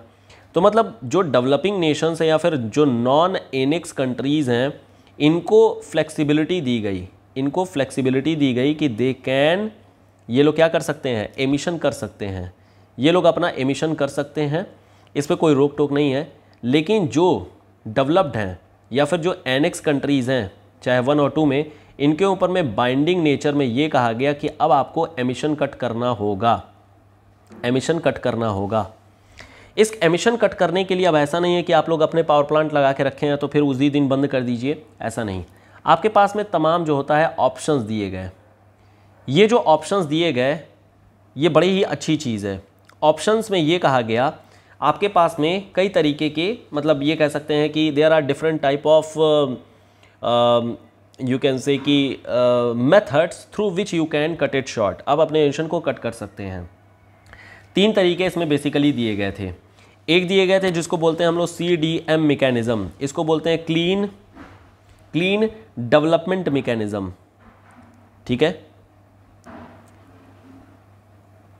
दूसरा जो तरीका बताया गया वो बताया गया JI, जॉइंट इम्प्लीमेंटेशन या जॉइंट पार्टनरशिप, जो भी बोलना चाहे बात एक ही है, जॉइंट इम्प्लीमेंटेशन, ठीक है, क्लियर। तीसरी जो चीज़ कही गई थी उसमें यह कहा गया कार्बन ट्रेड को लेकर के, कि कार्बन को ट्रेड कैसे करना है उसके बारे में बताया गया था, ठीक है। तो कार्बन ट्रेडिंग, या फिर आप सिंपली बोल सकते हैं कि फाइनेंशियल ट्रांसफ़र, ठीक है, पैसे दे देना। तो कार्बन ट्रेडिंग वैसे बात करेंगे हम लोग, दिस इज़ कार्बन ट्रेडिंग, तीसरा तरीका। अब आप समझ रहे होंगे कि यहाँ पर क्या चीज़ है। CDM क्लीन डेवलपमेंट मैकेनिज़्म, इसका मतलब क्या है? इसका मतलब ये है, अगेन सेम वही ऊपर वाले एग्जाम्पल को ही देख लीजिए, यहाँ पर समझते हैं क्लीन डेवलपमेंट मैकेनिज़्म को, ठीक है। पेन को चेंज कर लेते हैं, let us take black. Clean development mechanism का मतलब है, जैसे मान लेते हैं USA है, इसको बोला गया था कि आप 500 गीगावाट जो होता है करिएगा, ठीक है। इसी तरीके से इंडिया को बोला गया था कि आप जो है कितना करेंगे, 250, कितना है, हाँ 250 गीगावाट करिएगा, ये कोटा है, ठीक है। यहाँ पे लिख देता हूँ मैं, कोटा है ये। लेकिन अब ऑब्वियस सी बात है, US के पास जितना कोटा उससे ज़्यादा ही करेगा। मान लेते हैं कि इसने कर दिया 650 गीगावाट का, ये एक्चुअल है, इसने इतना जो होता है एमिशन कर दिया। अब इंडिया, सिंपल सी बात है, अचानक से चुटकी बजाते टेक्नोलॉजी तो आ नहीं जाएगी, इसने किया मान लेते हैं 150 गीगावाट का। तो USA ने कितना एक्स्ट्रा किया, 150 एक्स्ट्रा किया, 150 एक्स्ट्रा किया। इंडिया के पास में कितना खाली बचा हुआ है, 100 खाली बचा हुआ है। अब यहाँ पर US के पास एक ऑप्शन है कि वो इंडिया का जो 100 गीगावाट है, 100 गीगावाट है, या तो वो उसे खरीद ले, ठीक है, या तो उसे खरीद ले। खरीदने को बोलते हैं हम लोग कार्बन ट्रेडिंग। ये कार्बन एमिशन को ट्रेड कर ले रहा है, इसके लिए पैसे दे रहा है, इसके लिए इसने क्या किया, डॉलर्स पे किए। दूसरा ऑप्शन ये है, इस 100 गीगावाट को लेकर के इसने कुछ रिन्यूएबल एनर्जी को लेकर के कोई प्रोजेक्ट लगा दे। कहने का मतलब ये है, सपोज मान लेते हैं कि सोलर का कोई एक प्रोजेक्ट लगाया गया, सोलर प्रोजेक्ट लगाया गया। इस सोलर प्रोजेक्ट के जरिए इंडिया में 100 गीगावाट की एनर्जी मान लेते हैं कि प्रोड्यूस करने के लिए कार्बन एमिशन जितना करना पड़ता था, वो अब केवल 20 गीगावाट को प्रोड्यूस करने में लग जा रहा है। जैसे मान लेते हैं फॉर एग्जांपल 100 गीगावाट को प्रोड्यूस करने के लिए जो कार्बन एमिशन हो रहा था, मान लेते हैं वो 5 टन का हो रहा था, ठीक है। 5 टन कार्बन को जला रहे थे, तब जाकर के 100 गीगावाट की एनर्जी आ रही थी। अब इस 100 गीगावाट की ही जो एनर्जी है, इसको हम लोग अचीव कर ले रहे हैं केवल 2 टन का ही एमिशन करके कितना बच गया, 3 टन का एमिशन बच गया। 3 टन के एमिशन के कारण से अब आपने क्या कर लिया, एक तो एनर्जी इसकी बरकरार रखी, ठीक है, लेकिन टेक्नोलॉजी ट्रांसफ़र कर दिया। कहने का मतलब यह है कि आपके टेक्नोलॉजिकल हेल्प के कारण से इंडिया जैसा डेवलपिंग नेशन जो कि नॉन एनिक्स कंट्री में था, उसने अपना एमिशन कट कर लिया, लेकिन इसके लिए यूएस ने हेल्प किया। तो इस तरीके का जो प्रोसेस होता है उसको बोलते हैं जॉइंट इम्प्लीमेंटेशन, जहाँ पर इसने जॉइंट इम्प्लीमेंटेशन किया, ठीक है। तीसरा एक और तरीका हो सकता है जिसको बोलते हैं क्लीन डेवलपमेंट मैकेनिज्म। तीनों समझ में आ रहा है ना। एक हम लोगों ने बात कर लिया कार्बन ट्रेडिंग को लेकर के, दूसरा हम लोगों ने बात कर लिया जॉइंट इम्प्लीमेंटेशन को लेकर के, तीसरा है clean development mechanism. Clean development mechanism का आप जरा मतलब समझिएगा। जैसे यूएस ने अगेन अपना 150 एक्स्ट्रा कर रखा है, तो 150 के लिए इसने 100 जो गीगावाट की एनर्जी का जो भी एमिशन है वो इंडिया से उधार लेना है इसको किसी भी तरीके से। एक तरीका तो हम लोगों ने देख लिया था कि इंडिया से इसने क्या कर लिया था कि पैसे से खरीद लिया था। दूसरा इन्होंने ये किया था कि रिन्यूएबल एनर्जी का प्रोजेक्ट लगवा दिया था, जॉइंट इम्प्लीमेंटेशन मिल करके दोनों कर रहे थे। तीसरा तरीका है जो CDM का है, क्लीन डेवलपमेंट मैकेनिज्म। इस क्लीन डेवलपमेंट मैकेनिज्म में यूएस ने क्या किया, यूएस ने ये कहा कि चलो ऐसा है, हम तुम्हारे अंदर एक प्रोजेक्ट लगाते हैं जो तुम्हारे यहाँ पर ही काम करेगा, और उस प्रोजेक्ट को लगाने के बाद में अल्टीमेटली क्या होगा कि आपके यहाँ पर जो भी एनर्जी का डेवलपमेंट था, जो भी एमिशंस थे, वो ख़त्म हो जाएंगे, वो कम हो जाएंगे। जैसे कि मान लेते हैं कि हाइड्रो इलेक्ट्रिक पावर प्रोजेक्ट लगाए गए, ठीक है। अब ये इंडिया का ही है, सब कुछ इंडिया में ही, पानी भी इंडिया का, ठीक है, रिजर्वायर भी इंडिया का, सब कुछ इंडिया का। यूएस ने बस इसको क्या किया, पूरी तरीके से डेवलप कर दिया। जो भी खर्चा पानी A to Z जो भी आना है वो इसने ही लगा दिया। तो इसने क्या किया, क्लीन डेवलपमेंट मैकेनिज्म किया, क्लीन एनर्जी का डेवलपमेंट किया है। तो तीनों प्रोसेस एक्चुअल में देखेंगे they are quite similar things. Trading को छोड़ दिया जाए तो बाकी सारी चीज़ें सेम सी ही हैं, लेकिन अल्टीमेटली सबका अलग अलग जो है मतलब है। लेकिन इन सबको डिस्कस करने के बाद अल्टीमेटली आपको एक ये बात समझ में आ रही होगी कि अगर मान लेते हैं कार्बन ट्रेडिंग है, तो अब ये बताइए एक जो गीगावाट की एनर्जी का एमिशन है कितने डॉलर में बिकेगा, कौन डिसाइड करेगा, who will be the deciding authority here. मतलब कि यहाँ पर पैसे का जो भी ट्रांजैक्शन हो रहा है या फिर जॉइंट इम्प्लीमेंटेशन का जो भी ट्रांजैक्शन हो रहा है, इसको कौन मॉनिटर करेगा, कौन देखेगा। क्या कोई बॉडी ऐसी है या अभी तक कोई ऐसी बॉडी बनाई गई है जो कि इसको मॉनिटर करे। इसके लिए कहा गया कि 1992 के दौरान में ही एक बॉडी बना दी गई थी जिसका नाम था GEF, that is global environment facility. This is global environment facility, ठीक है। इसका जो हेडक्वार्टर है वो है आपका कहाँ पर, वाशिंगटन में। दिस इज़ इन वाशिंगटन, ध्यान से सुनिएगा, बहुत इंपॉर्टेंट है। वाशिंगटन में इसका हेडक्वार्टर है। ये बनाया गया था प्राइवेट बॉडी के तौर पे, ठीक है, प्राइवेट एंटिटी थी, प्राइवेट बॉडी के तौर पे बनाया गया था। इसका काम क्या था, इसका काम था इन्वेस्टमेंट करवाना, ताकि ये जो इन्वेस्टेड मनी होगी वो इन्वायरमेंट के प्रोटेक्शन के लिए काम करे। इन्वायरमेंट के प्रोटेक्शन के लिए ये लोग यहाँ से काम करवा सकेंगे। तो अल्टीमेटली ये कहा गया कि जो भी कार्बन का ट्रेडिंग है, दिस इज कार्बन का ट्रेडिंग हो गया, या फिर कार्बन के जो भी सर्टिफिकेट्स वगैरह हैं, अभी हम लोग बात करेंगे क्या है, सर्टिफिकेट्स वगैरह हैं, या फिर जो क्लीन डेवलपमेंट मैकेनिज्म है या फिर जॉइंट इम्प्लीमेंटेशन है, ये सारा का सारा जो है GEF जो है यही चलिए कंट्रोल करेगा। ये बॉडी बना दी गई कि चलो ठीक है कंट्रोल करेगी। लेकिन अब क्वेश्चन ये था, ये तो एक प्राइवेट बॉडी थी, it was not under the you can say umbrella programme of this United Nations या फिर UNFCCC के अंडर में तो था नहीं। तो इसलिए हमेशा एक बात ये उठने लगी कि ऐसा है कि हमें फ्यूचर में, इनफैक्ट क्योटो में ये बात उठी कि हमें फ्यूचर में एक बॉडी भी बनानी है जो कि अल्टीमेटली इस ट्रेडिंग को देखेगा, इस ट्रेडिंग को, जो भी ट्रेडिंग हो रही है इस ट्रेडिंग को कंट्रोल करेगा, इस ट्रेडिंग को अल्टीमेटली रेगुलेट करने के लिए वी नीड अ बॉडी, हमें एक बॉडी की ज़रूरत है। और इनफैक्ट ये चीज़ बाकी आगे जब भी कॉन्फ्रेंस, जो भी मीटिंग्स वगैरह होंगी उसमें ये बात सामने भी आएगी। समझ में आया। अब हम लोग ज़रा देख लेते हैं कि आखिर में ये जो कार्बन ट्रेडिंग है, इस कार्बन ट्रेडिंग में है क्या क्या। कार्बन ट्रेडिंग में कई तरीके के मैकेनिज़्म हैं। जैसे एक मैकेनिज़्म है जिसको हम लोग बोलते हैं कार्बन क्रेडिट। जैसे मान लेते हैं US, इसकी रिक्वायरमेंट थी 1000 गीगावाट की, लेकिन इसने बनाना है 500 गीगावाट केवल। क्यों? क्योंकि इसका कोटा यही निर्धारित है, this is the quota here, ठीक है। तो कोटा में इसने क्या कर दिया, रिड्यूस करते करते इसने बना दिया 650 गीगावाट। 150 गीगावाट इसका एमिशन जो होता है वो एक्स्ट्रा हो गया। हालांकि टन में हमें लिखना चाहिए, लेकिन just for the again convenience gigawatt में लिख दिया गया है। तो 150 का इसको कुछ हिसाब किताब करना है। तो 150 का हिसाब किताब करने के लिए इंडिया जैसी जो कंट्री हैं जो कि अपना पूरा कार्बन का जो कोटा है वो यूज़ नहीं कर पा रही हैं, वो क्या कर सकते हैं, जैसे मान लेते हैं 100 गीगावाट का इंडिया का खाली बच गया था, ठीक है, तो 100 गीगावाट वो क्रेडिट पे दे सकता है यूएस को कि चलो ठीक है, एक काम करो, आप मेरे से ले लो अगले साल, लेकिन हम लेंगे आपसे, ठीक है, पैसा वैसा नहीं लेंगे। अभी 100 गीगावाट आपको एनर्जी का जो एमिशन है वो हम दे रहे हैं, अगले साल हम 100 गीगावाट का ही एनर्जी का जो एमिशन है वो हम आपसे बाद में लेंगे। ये हुआ कार्बन क्रेडिट। यहाँ पर कोई पैसे वैसे की बात नहीं हुई है, यहाँ पर सिर्फ एनर्जी टू एनर्जी ट्रांजिशन है, एनर्जी टू एनर्जी क्रेडिट, ठीक है, एनर्जी टू एनर्जी क्रेडिट यहाँ पर हो रहा है। ये हो गया आपका जो कार्बन क्रेडिट का फंडा होता है। ऑब्वियस ही बात है, एक सर्टिफिकेट के थ्रू किया जाएगा, दिस इज सर्टिफिकेट के ज़रिए। जैसे कि बॉन्ड पेपर होता है ना, बॉन्ड पेपर, सेम उसी तरीके का बॉन्ड पेपर आप समझिए कि अल्टीमेटली कार्बन क्रेडिट भी it is a type of bond paper, अभी लेकर के गया है, बाद में लेकर के आएगा। जैसे आरबीआई के साथ जो है ट्रेजरी पेपर और ये सब चीज़ें जो होती हैं वो ट्रांसफ़र की जाती हैं। ये कार्बन क्रेडिट का पहला तरीका है।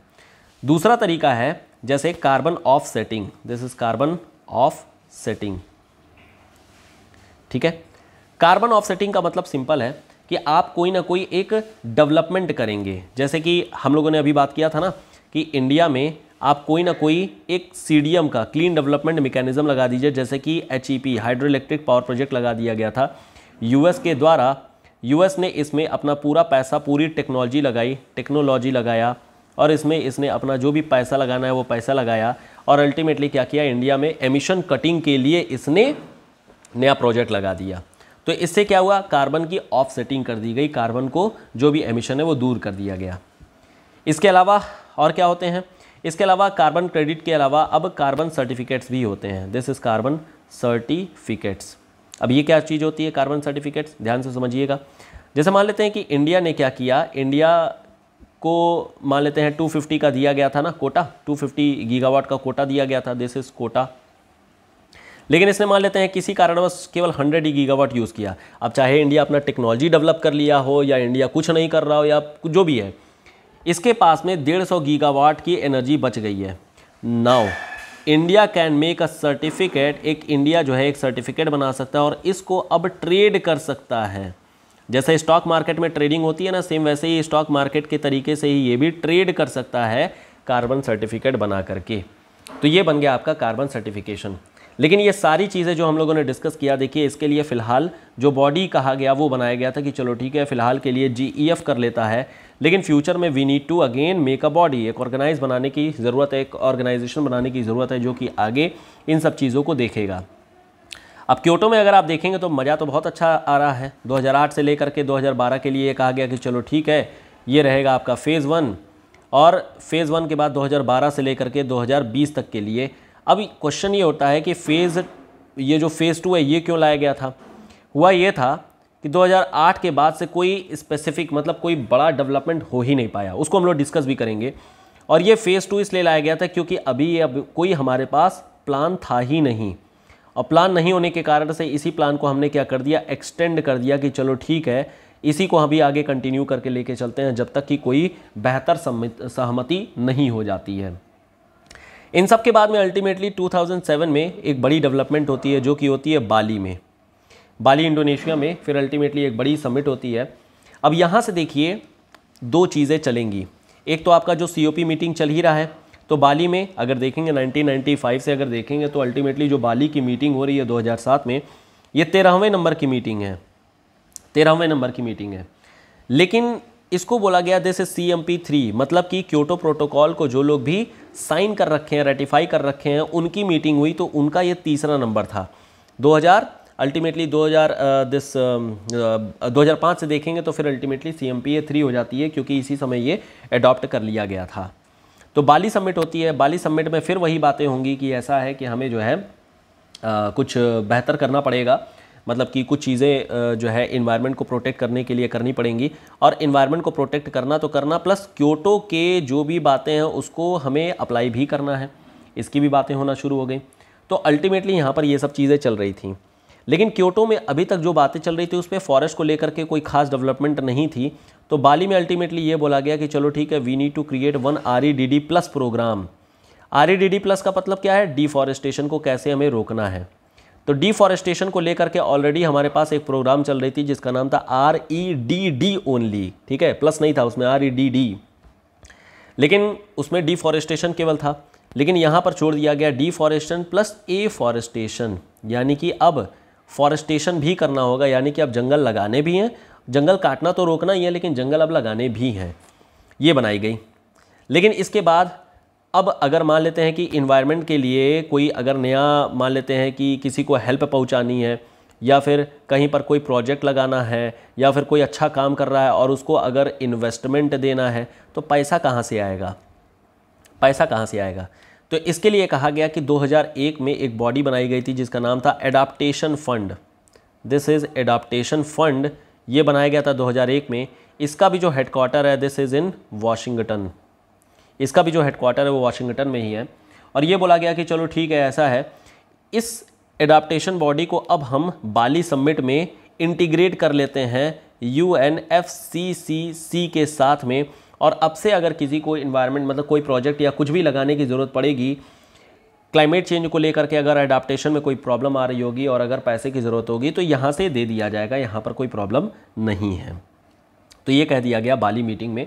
एक बड़ी अच्छी मीटिंग थी, हम कह सकते हैं कि एक बड़ा डेवलपमेंट निकल के आया था।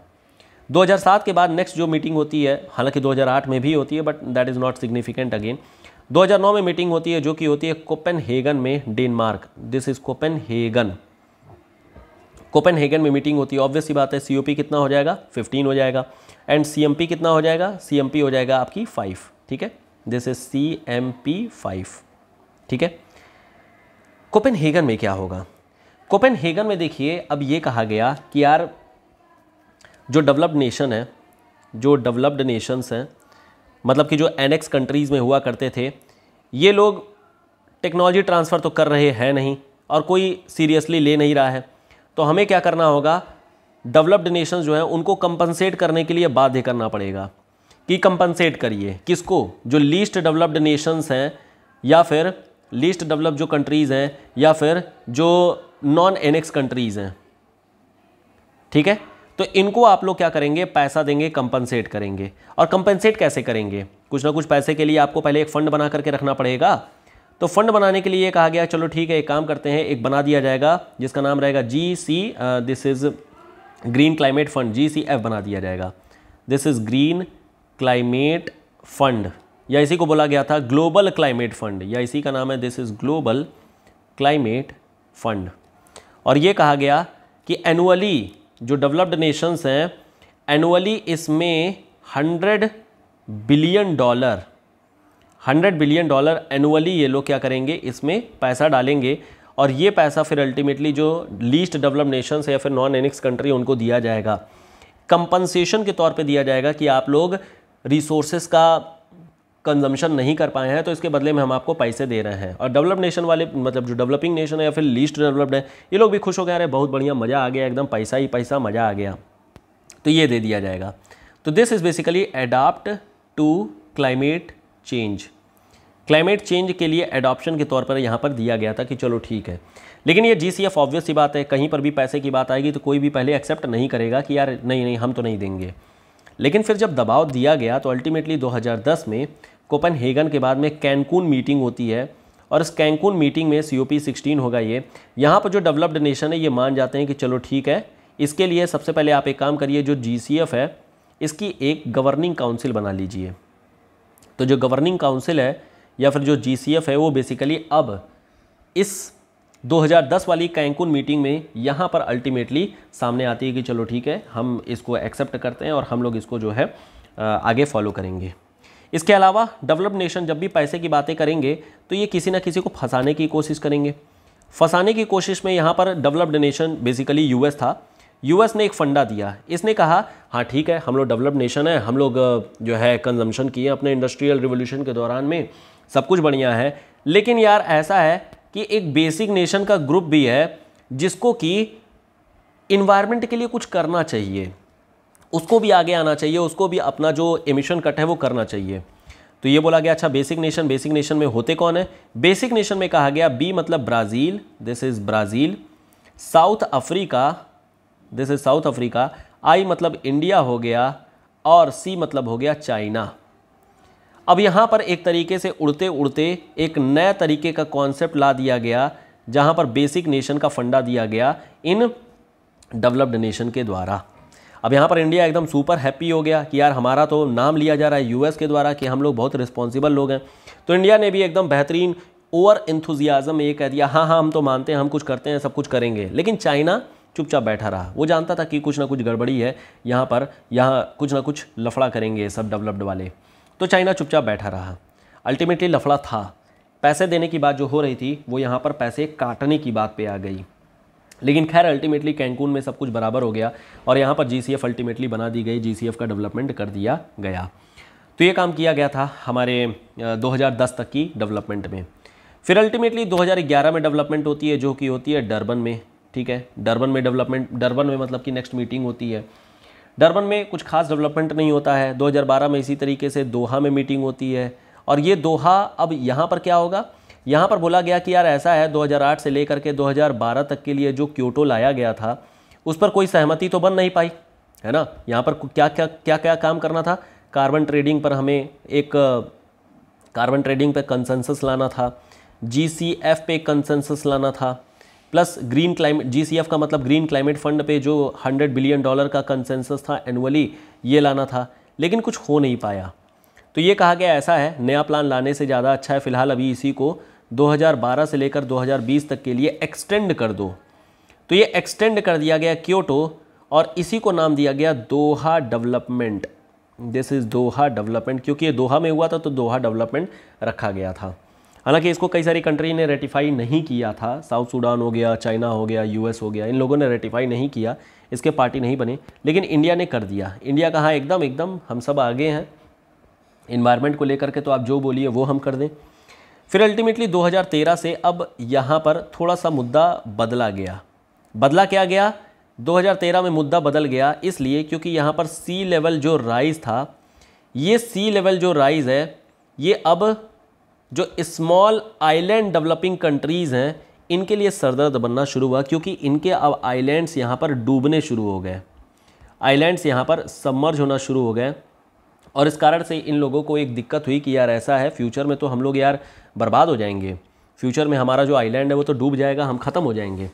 तो स्मॉल आइलैंड डेवलपिंग नेशंस ने यहाँ पर आवाज़ उठानी शुरू की कि ऐसा है, हमें या तो आप इंस्टेंट बेसिस पे टेक्नोलॉजी दीजिए या इंस्टेंट बेसिस पे हमें मॉनेटरी कंपनसेट करिए, अदरवाइज़ हम लोग आगे जा कर के हम लोग तो जो है बह जाएंगे। तो यहाँ से जो least developed Nations, sorry small island developing Nations है, इनके बारे में बातें होनी शुरू हुई और यहाँ से एक क्लॉज जुड़ गया जिसका नाम है loss and damage clause. This is loss and damage clause, यहाँ से जुड़ गया। हालांकि इतना कुछ खास इनको फोकस नहीं मिला, बट फिर भी एक शुरुआत तो हो ही गई थी यहाँ से। तो शुरुआत के तौर पे अगर देखा जाए तो यहाँ से सिस्टम जो होता है वो चलना शुरू हो गया था वार्सा मीटिंग के थ्रू। फिर अल्टीमेटली 2014 में लीमा में होता है, ठीक है, नया मीटिंग लीमा में होता है। अब यहाँ पर ये कहा गया कि यार ऐसा है, हम लोग अगर बड़ी बड़ी चीज़ों को लेकर के चलेंगे, एक साथ सब कुछ डिस्कस करेंगे तो फिर कुछ नहीं निकल के आ रहा है। हमें क्या करना होगा, स्टेप बाय स्टेप चीज़ों को देखना होगा। स्टेप बाय स्टेप में ये कहा गया कि यार ऐसा है, हमने बना रखा है एनेक्स कंट्रीज़, हमने बना रखा है नॉन एनेक्स कंट्रीज़, है ना, और हमने बना रखा है एलडीसी, लीस्ट डेवलप्ड नेशंस। अब पहले तो एक काम करिए, हमने सबको कोटा दे दिया था, लेकिन इसको कोई मान नहीं रहा है। तो अब एक काम करिए, आप लोग खुद बताइए कि आप लोग कितना एमिशन काट सकते हैं। तो यहाँ पर बोला गया कि आप लोग सेल्फ वॉलंटियर बेसिस पर बताइए कि आखिर में आप क्या कर सकते हैं, और इसको बोला गया INDC, मतलब इंटेंडेड, खुद से इंटेंडेड नेशनली डिटरमाइंड कंट्रीब्यूशंस। खुद से बताइए कि आप लोग क्या कर सकते हैं, डिटरमाइंड कंट्रीब्यूशंस, ठीक है, खुद से बताइए क्या करेंगे। अब यहाँ पर फिर से इंडिया एकदम ओवर एंथुजियाज्म में, मज़ा आ गया, कोई दिक्कत नहीं है। अब ये ओपनली छोड़ दिया गया कि ऐसा है, आप लोग बताइएगा आगे नेक्स्ट मीटिंग में, और यहीं पर मीटिंग सस्पेंड कर दी जाती है। 2015 में जिसका सबको इंतज़ार था, पेरिस में मीटिंग होती है और इसका नाम है Paris climate deal. This is Paris climate deal, अभी तक की सबसे बड़ी डील है। अब यहाँ पर यह बोला गया कि ऐसा है कि जो हम लोग क्योटो डिस्कस कर रहे हैं, क्योटो चलो डिस्कस करते रहेंगे, लेकिन अब हमें 2020 के बाद आगे क्या, इस पर भी डिस्कस करना चाहिए, क्योंकि 2020 तक के लिए जो बातें चल रही हैं वो तो 2008 से ही चल रही हैं, अभी तक हम नहीं कर पा रहे हैं। तो एक काम करो, डबल मतलब आगे भी क्या करना है उसके बारे में भी हमें डिस्कस करते रहना चाहिए। तो 2020 के बाद जो पेरिस क्लाइमेट डील आगे लगाई जानी है उसके भी प्रोविजंस पर डिस्कस किया जाना शुरू हो गया। तो अब पेरिस या फिर आगे आने वाले जो भी डिस्कशंस होंगे या फिर जो आने वाले COP मीटिंग्स हैं, उसमें एक तो क्योटो प्रोटोकॉल की जो भी चीज़ें हैं, क्योटो प्रोटोकॉल की जो भी चीज़ें हैं, इस पर तो अपना डिस्कशन जो होना है सो होना ही है, इस पर तो होते ही रहेगा। जैसे कि GCF ग्रीन क्लाइमेट या ग्लोबल क्लाइमेट जो फंड है, या फिर जो एनेक्स वाली कंट्रीज़ हैं, ठीक है, एनेक्स कंट्रीज़ हो गई, या फिर जो NDCs वगैरह हैं, इंटेंडेड नेशनली डिटरमाइंड कंट्रीब्यूशन, इन पर डिस्कशन होगा। लेकिन 2020 के बाद में हमें क्या करना है, what should be our focus, what should be our objective, what should be our strategy, उसके बारे में अल्टीमेटली 2015 के पेरिस क्लाइमेट डील में चीज़ें आईं। यहाँ पर अब खुल करके कई सारे मामले सामने आ गए थे। जैसे कि इसमें से पहला मामला था, इसमें यह कहा गया कि हमें अब जो टेम्परेचर राइज हो रहा है, ग्लोबल टेम्परेचर जो राइज हो रहा है, उसको हमें प्री इंडस्ट्रियल लेवल से 2 डिग्री से कम करना है, 2 डिग्री से कम करना है, और कोशिश ये करनी है कि 1.5 डिग्री सेंटीग्रेड से कम हो सके तो इसको कर लेना है हमें एज पार्ट ऑफ दिस मतलब ग्रीन हाउस गैस एमिशन को कट करके। तो हमें कोशिश ये करनी है कि किसी तरीके से हम लोग अपना जो टेम्परेचर राइज है प्री इंडस्ट्रियल लेवल से, उसको हमें कट करना है कि इतना कर लें। दूसरा NDCs नेशनली डिटरमाइंड कंट्रीब्यूशन है, बोलो आप लोग जल्दी जल्दी अपना अपना बताइए, ठीक है, तो अपना अपना टेम्परेचर बताना है। तीसरी चीज़ बोली गई लॉस एंड डैमेज क्लॉज को लेकर के, लॉस एंड डैमेज क्लॉज को लेकर के, और चौथी चीज़ यही थी आपकी green climate fund. Green climate fund ये बनाया जाएगा 2020 के बाद से। यहाँ पर $100 बिलियन हर साल एनुअली अब कंट्रीज़ को कंट्रीब्यूट करना पड़ेगा, और ये पैसा लगाया जाएगा जो भी डेवलपिंग नेशन से आगे आने वाले। पेरिस क्लाइमेट डील बहुत बढ़िया और बहुत अच्छे से सक्सेसफुल भी हुआ था। सबने, इनफैक्ट सबसे बड़ी जो कंट्री है USA, इसने हाँ बोल दिया था, इसने रेटिफाई कर दिया था, सब कुछ बढ़िया चल रहा था। अब देखिए US जैसी बड़ी कंट्री जब आ जाती हैं, इसकी मेंबर बन जाती हैं, तो बाकी लोगों का भी जो कह सकते हैं कि जो इंथुजियाज़म है वो बढ़ जाता है, और जो ट्रस्ट होती है वो बहुत ज़्यादा बढ़ जाती है, क्योंकि बड़ी कंट्री आ गई है। तो इस वजह से यहाँ पर इनफैक्ट पेरिस क्लाइमेट डील में 20-20-20 टारगेट्स लाए गए थे, 20-20-20 टारगेट्स। अब ये 20-20-20 टारगेट्स क्या हैं? 20% reduction in, this is 20% reduction in carbon emission, ठीक है। So this is 20% reduction in carbon emission, target है ये सब, ठीक है। इसी तरीके से 20% हमें इंक्रीज़ करना है, increase in renewable energy, this is renewable energy, ठीक है। और लास्ट में 20% again increase in energy efficiency, this is energy efficiency, ये हमें रखना होगा। 20-20-20 टारगेट्स के बारे में ये बोला गया। हालांकि इस पे काम चल रहा है, इनफैक्ट सारी कंट्री लगभग कर रही हैं, बढ़िया काम कर रही हैं। इंडिया ने क्या किया? इंडिया ने कहा कि देखो ऐसा है, आप NDC जो बोल रहे हैं वो हम दे रहे हैं। इंडिया ने NDC कहा कि ऐसा है, सबसे पहला जो हम लोग एमिशन कर रहे हैं, जो हम लोग कार्बन एमिशन कर रहे हैं, वो हम लोग 33 से 35% हम लोग रिड्यूस कर लेंगे, कम कर लेंगे बाई 2030। लेकिन ये परसेंटेज कौन सा बेंचमार्क, मतलब किस ईयर का? 2005 लेवल का। 2005 लेवल पे जितना भी एमिशन होता था उसका 33 से 35% हम लोग कट कर लेंगे 2030 तक। दूसरा कहा 40% जो इलेक्ट्रिसिटी का जनरेशन है, 40% जो इलेक्ट्रिसिटी का जनरेशन है, ये अब हम लोग non fossil fuel based energy से निकालेंगे। यानी कहने का मतलब ये है कि रिन्यूएबल एनर्जी से अब हम लोग निकालेंगे जो इलेक्ट्रिसिटी है, और यही रीज़न है कि solar power plant, wind power, इन सब पर इंडिया बहुत अच्छे से और बहुत ज़्यादा तेज़ी से काम कर रहा है। तीसरा जो एनडीसी बोला गया वो ये बोला गया कि हम लोग एडिशनल कार्बन सिंक बनाएंगे। कितने का? 2.5 से 3 टन का हम लोग बनाएंगे, 3 बिलियन टन का हम लोग बनाएंगे जो एडिशनल, दिस इज टन, हाँ, कार्बन सिंक बनाएंगे, जिससे कि जो कार्बन डाइऑक्साइड है जो फॉरेस्ट में या तमाम चीज़ें हैं उसको हम लोग कम करेंगे, और इसके लिए हम लोग फॉरेस्टेशन करेंगे, सोशल फॉरेस्ट्री करेंगे, या जो कुछ भी करना है वो सब हम लोग करेंगे। एनडीसी आपने बोला कि वॉलंटियर रखा जाएगा, तो वॉलंटियर आपको रखना है कर रखिए, लेकिन हम इसे बाइंडिंग मान के चलते हैं, हम लोग इसे बाइंडिंग मान के चलेंगे। कहने का मतलब ये है कि इंडिया ने खुद से वॉलंटियर तौर पे बोला कि जो एनडीसी है वो हमारे ऊपर बाइंडिंग रहेगा। हालांकि यूएनएफसीसीसी ने ऐसा ना कुछ भी नहीं बोला है, या किसी भी कंट्री के ऊपर में ऐसा कोई भी बॉन्डेज ऐसा नहीं है कि आपको जो होता है ये रखना है। पेरिस क्लाइमेट डील अपने आप में बड़ी डील थी और काफ़ी सक्सेसफुल हुई, लेकिन फिर अल्टीमेटली फिर बाद में फेल होती नज़र इसलिए आई क्योंकि यूएस से विड्रॉ कर लिया, यूएस से बाद में विड्रॉ कर लिया। जब आगे ट्रम्प सरकार आती है तो फिर अल्टीमेटली यूएस विड्रॉ कर लिया, और फिर अब ये एक फेल्ड फॉर्मेट में देखा जाने लगा कि यार यहाँ पर चीज़ें फेल होती हुई नज़र आ रही हैं, क्योंकि ऑब्वियस सी बात है बड़ा कंट्री निकल गया, बड़ा प्लेयर निकल गया है। लेकिन अल्टीमेटली जो मीटिंग्स है वो होनी शुरू हो गई। फिर अल्टीमेटली COP22 होता है 2016 में, और ये होती है आपकी मरक्केश में, दिस इज़ इन मरक्केश, मरक्केश में होता है।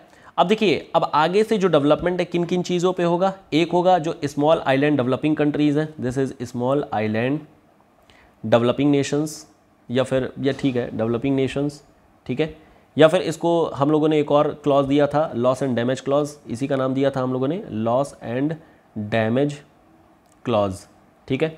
दूसरा होगा GCF को लेकर के, that is green climate fund, green climate fund, ठीक है। तो इन दो, और बाकी एनडीसीज तो हैं ही, एनडीसीज पर हैं ही। तो इन 3 चीज़ों पर प्राइमरली जो है अब आगे डिस्कशन होनी थी, क्योंकि यही 3 बड़े बड़े मुद्दे थे कि जिसको लेकर के अल्टीमेटली जो क्योटो का बड़ा मुद्दा है वो सॉल्व किया जा सकता था। तो अब ये कहा गया कि ऐसा है सब लोग 2 चीज़ों पर ध्यान देंगे, एनडीसी और स्मॉल आइलैंड डेवलपिंग, और इसी को लेकर के डिस्कशन हुआ था। लेकिन डिस्कशन में अगेन कोई कॉन्क्रीट चीज़ निकल करके नहीं आई, और एक फील्ड टाइप का ही ये भी जो है मतलब मीटिंग हुआ, और अल्टीमेटली यह कहा गया कि चलो ठीक है आगे बात करेंगे। अब आपको ध्यान ये रखना है कि अभी पेरिस क्लाइमेट डील जो है वो केवल और केवल फ्रेमवर्क है, 2020 से हमें आगे लागू करवाना है, and now country have only 4 years left, 4 ही साल केवल बचा है। उसको कैसे हम सारा प्रोविज़न के फॉर्मेट में कैसे लेकर के आए कि हम लोग 2021 से इस चीज़ को लागू भी करवा सकते हैं। तो कंट्रीज़ के ऊपर में ऑब्वियसली एक दबाव है, एक प्रेशर है। ये कहा गया चलो ठीक है इस बार नहीं अगली बार फिर आते हैं COP23 2017, और ये मीटिंग होती है आपकी बॉन में, बॉन जर्मनी में, दिस इज़ बॉन जर्मनी में, ठीक है। अब यहाँ पर मीटिंग में ये होती है कि चलो हमें क्या करना होगा, यही तीनों वापस से चीज़ें आ गई, स्मॉल आइलैंड डेवलपिंग या फिर लॉस एंड डैमेज क्लॉज आ गया। दूसरा है आपका GCF का क्लॉज, ग्रीन क्लाइमेट फंड का क्लॉज, और तीसरा है NDC का क्लॉज, नेशनली डिटरमाइंड कंट्रीब्यूशन का। अब नेशनली दिस GCF के लिए बोला गया कि देखिए ऐसा है, $100 बिलियन का जो फंड बोला गया एनुअल बेसिस पर, ये देना पड़ेगा, इसमें कोई कटौती नहीं है, इसमें कुछ ऊपर नीचे नहीं है, ये आपको देना पड़ेगा। और अदरवाइज़ आगे जा करके कंट्रीज़ जो होती हैं वो किसी चीज़ को मानेंगे नहीं तो फिर प्रॉब्लम हो जाएगी। देन इसी वजह से ये बहुत ज़रूरी है कि आप इसको हेल्प करें। लॉस एंड डैमेज के लिए बोला गया, इनफैक्ट यहाँ पर जर्मनी आगे आया और जर्मनी ने ये कहा कि हम लोग एक काम करते हैं, मतलब जर्मनी इंडिविजुअल तौर पर इंश्योरेंस प्रोवाइड करेगा, दिस इज़ इंश्योरेंस, किसको, जो लॉस एंड डैमेज वाले यानी कि स्मॉल आइलैंड डेवलपिंग नेशंस है उनको इंश्योरेंस प्रोवाइड करेगा। कवरेज जो रहेगा वो 125 मिलियन लोगों के लिए रहेगा, $125 मिलियन का कवरेज रहेगा। और जो भी पुअर नेशंस हैं, मतलब पुराने पुअर लोग हैं, लगभग 400 मिलियन पुअर पीपल को ये, मतलब कि पुअर लोगों को ये हेल्प करेगा। तो इंश्योरेंस का एक नया क्लॉज आ गया, एक नया तरीका ला दिया गया जर्मनी के द्वारा, और ये बोला गया कि ऐसा है, ये तो हो गया इंडिविजुअल बेसिस पर, हमें कुछ बड़े लेवल पे, ग्लोबल लेवल पे करना चाहिए। और ग्लोबल लेवल पे जो अभी इंश्योरेंस के फॉर्मेट में जर्मनी लेकर के आया था, इसका नाम था इंसू रिजिलियंस, इंसुरिजिलियंस, ये जर्मनी के लेवल पर, लेकिन जो बड़े लेवल पे दैट इज़ ग्लोबल लेवल पे जो चीज़ें हो रही थी वो इंश्योरेंस के लिए बोला गया कि यार ऐसा है, हमें इंश्योरेंस देना है, और ये इंश्योरेंस दिया जा रहा था किसके फॉर्मेट में, फिजी डिक्लेरेशन के फॉर्मेट में। दिस इज फिजी डिक्लेरेशन, ठीक है, फिजी डिक्लेरेशन के फॉर्मेट में यहाँ पर इनको इंश्योरेंस दिया गया। ये ध्यान रखिएगा, बहुत ज़्यादा इंपॉर्टेंट है, ठीक है। तो ये तो हो गया लॉस एंड डैमेज वाले लोगों के लिए, लॉस एंड डैमेज कंट्रीज़ के लिए। अब इसके बाद से ये कहा गया कि यार जो $100 बिलियन है इसके लिए भी कहा गया कि यार ऐसा है कि हमें एक तो ये $100 बिलियन का एक प्रोग्राम बना करके रखना है, फंड बना करके रखना है। नंबर 2, हमें जो एनर्जी ट्रांजिशन यानी कि क्लीन CDM हम लोगों ने बनाया था उसको भी हमें कंटिन्यू करना होगा in the format of clean energy transition programme. तो यहाँ पर ला दिया गया clean energy transition programme, this is transition programme, ठीक है। NDCs के लिए, अब NDCs के लिए हालांकि जो होता है हम ये कह सकते हैं कि कैसे कौन सी कंट्री क्या करेगी, तो यहाँ पर एक लाया गया तालानोवा डायलॉग, दिस इज तालानोवा डायलॉग, कि चलो ठीक है मानेंगे, हम करेंगे, इस चीज़ को आगे बढ़ाएंगे। यहाँ पर एक एक्स्ट्रा एक नया टर्म लाया गया और ये कहा गया कि यार ऐसा है, हमें जेंडर पार्टिसिपेशन कराना होगा। तो जेंडर एक्शन प्लान, यानी कि जो वुमेन है, फीमेल है, इनको हमें पहले पार्टिसिपेशन इनका बढ़ाना होगा। और ये एक अलग चीज़ थी क्योंकि अभी तक जेंडर के बारे में किसी ने सोचा नहीं था। ये बोला गया था कि इंटरनेशनल लेवल हो या फिर नेशनल लेवल हो, दोनों ही लेवल पर अब वुमेन का जो पार्टिसिपेशन है वो उसको बढ़ाना होगा। वुमेन का पार्टिसिपेशन होगा तो ऑटोमेटिकली यहाँ पर जो चीज़ चेंजेस हैं वो ऑटोमेटिकली होने शुरू हो जाएंगे। बाकी जो ग्लोबल एवरेज टेम्परेचर है उसके बारे में तो ऑब्वियसली जो 2 डिग्री वाला जो क्लॉज था उसको आगे कंटिन्यू किया गया। हाँ ठीक है, ये बढ़िया है, इसी को आगे लेकर के चलेंगे। तो ये तो बोल दिया गया था कि चलो ठीक है ये काम करना है। तो COP अगेन यहाँ पर कोई खास डेवलपमेंट नहीं है, बातें ही होती हैं, बातें बहुत होती हैं इन सब चीज़ों में, लेकिन कोई खास डेवलपमेंट यहाँ पर भी निकल के नहीं आया। और ये कहा गया चलो ठीक है अगली मीटिंग में मिलेंगे। अगली मीटिंग होती है COP 24 और ये होती है आपकी 2018 में, ये होती है कैटोवाइस में, दिस इज़ कैटोवाइस में, पोलैंड में है ये, ठीक है, दिस इज़ इन पोलैंड। अब यहाँ पर ये कहा गया कि अगेन वही सब पुरानी चीज़ें, यहाँ पर बोला गया कि हमें एक रूल बुक निकालना होगा, एक हमें रूल बुक निकालना होगा और जिसको बोला गया कैटोवाइस रूल बुक। इसमें तमाम प्रोविजंस थे। इसमें कहा गया कि हमें स्टेप बाय स्टेप कैसे हमें क्योटो मतलब कि कैसे हमें पेरिस क्लाइमेट डील की चीज़ों को लेकर के आना है, यानी स्टेप बाय स्टेप हमें प्रोसेस बताने होंगे जिससे कि टू कॉम्बैट क्लाइमेट चेंज, तो इसके बारे में बताया गया रूल बुक में, पहली चीज़। दूसरी चीज़ ये तो हो गया, यहाँ पर 1 नंबर लिख देते हैं। सेकेंड नंबर की चीज़ ये बोली गई कि हमें जो प्रोविजंस हैं, प्रोविजंस ऑफ जो पेरिस हैं, provisions of Paris climate deal, इसको भी हमें थोड़ा सा देखना पड़ेगा कि आखिर में कैसे करना है, क्या करना है। तो इस पर भी हमें क्या करनी होगी, स्ट्रेटजी बनानी होगी। तो अभी भी आप देखेंगे खाली बातें ही चल रही हैं, कर कुछ नहीं रहे हैं। तो यहाँ पर भी बातें चल रही हैं। NDCs, कंट्री फटाफट लेकर के आइए अपना अपना NDC, ठीक है। अभी तो वॉलंटियर बेसिस पर ही अभी भी चल रहा है, ये भी अभी भी वॉलंटियर है, ऐसा नहीं है कि बाइंडिंग है, लेकिन आप लोग थोड़ा जल्दी करिए, बहुत लेट कर रहे हैं। क्या कर रहे हैं आप लोग, ये बोला गया। फिर बोला गया टेक्नोलॉजी ट्रांसफ़र अब कंट्रीज़ को करनी पड़ेंगी, टेक्नोलॉजी ट्रांसफ़र, ठीक है, टेक्नोलॉजी ट्रांसफ़र अलॉन्ग विथ जो $100 बिलियन का था, उसके साथ ही साथ में टेक्नोलॉजी भी ट्रांसफ़र करनी होगी, ताकि कंट्रीज़ अब धीरे धीरे क्या करें, जल्दी ग्रीन हाउस गैस का जो एमिशन है उसको कम करें, ख़त्म करना शुरू करें, ठीक है। बाकी 5th कार्बन मार्केट, जो कार्बन ट्रेडिंग हो रही थी, कार्बन मार्केट ट्रेडिंग, इस पर भी एक बड़ा बढ़िया सा एक स्ट्रेटजी बनाइए कि आखिर में क्या करना है, कैसे करना है, इन सब चीज़ों के बारे में। तो ये भी अगेन बातों में ही कैटोवाइज भी ख़त्म हो गया। यहाँ पर भी कोई खास डेवलपमेंट नहीं थी, लेकिन अगेन प्लानिंग ये है, देखिए बातें करना भी ज़रूरी होता है, बातें करने से एक प्लान निकल के आता है। एंड अगेन ऐसा चांसेस है COP 26 2021 में, जो कि ग्लासगो में होगी, एक ठीक ठाक डेवलपमेंट देखने को मिल सकता है। नवंबर में उसकी मीटिंग होनी है। फिर आता है COP 25 2019 की, और ये सबसे अच्छा सबसे प्यारा अभी तक का है, दिस इज़ मैड्रिड, ठीक है। सबसे प्यारा का मतलब कि ये भी फेल है, लेकिन फिर भी ये रिसेंट में हो रखी है, इस वजह से इस पर ज़्यादा बातें हो रही हैं। अब ये देखिए मैड्रिड में होने के पीछे भी इसकी कहानी है। पहले प्लान था ब्राज़ील में होने को, लेकिन ब्राज़ील में इलेक्शन हो गया, फिर वहाँ पर सरकार ने कहा हमारे पास इतना पैसा नहीं है कि हम लोग जो है ब्राज़ील में इसको ऑर्गेनाइज़ करें, तो ब्राज़ील से हटा दिया गया। फिर चिली ने बोला कि हम करा देते हैं, क्यों टेंशन ले रहे हो।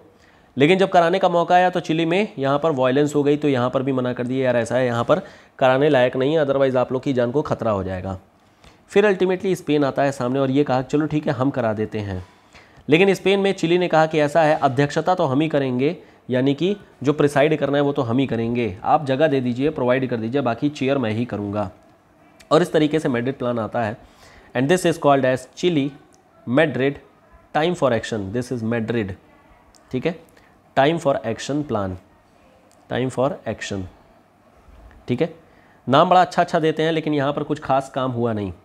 यहाँ पर जो डेवलपमेंट है एक आती है जिसको बोलते हैं हम लोग Santiago call for action on forest. यहाँ पर ये बोला गया जो ग्रीन हाउस गैस का एमिशन है हम लोग 30% तो ऐसे ही कट कर सकते हैं अगर हम लोग फॉरेस्टेशन कर दें। तो अगर हम लोग फॉरेस्टेशन करेंगे तो 30% जो एमिशन है वो तो अपने आप ऑटोमेटिकली ख़त्म हो जाएगा बाई 2030।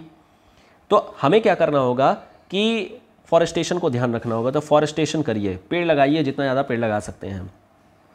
दूसरा आया सैंटियागो नेटवर्क को लेकर के, एक सेकेंड यार, दिस इज सैंटियागो नेटवर्क को लेकर के। इस सैंटियागो नेटवर्क में बोला गया कि जो लॉस एंड डैमेज क्लॉज है, this is loss and damage जो क्लॉज है, ये बड़ा मुद्दा है, ठीक है, इस पर हमें डिस्कशन करने की ज़रूरत है।